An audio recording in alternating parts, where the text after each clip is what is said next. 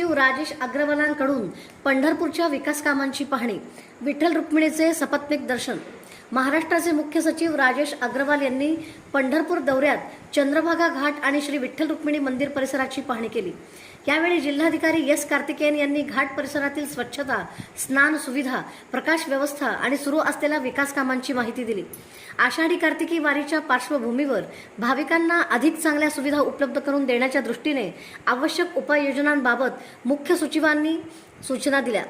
यानंतर त्यांनी मंदिर परिसरातील 73 कोटी रुपयांच्या निधीतून झालेल्या विकास व सुशोभीकरण कामांची पाहणी केली।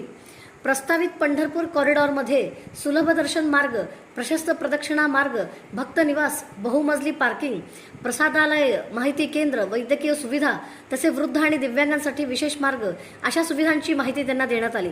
वारी काळातील गर्दी आणि वाहतूक नियंत्रणासाठी पोलिसांकडून वापरण्यात येणाऱ्या AI तंत्रज्ञानाचीही माहिती देण्यात आली।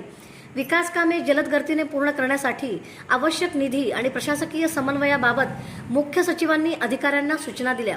दरम्यान राजेश अग्रवाल यांनी सपत्नीक श्री विठ्ठल रुक्मिणीचे दर्शन घेतले आणि राज्यातील शेतकरी व भाविकांच्या सुख समृद्धीसाठी प्रार्थना केली।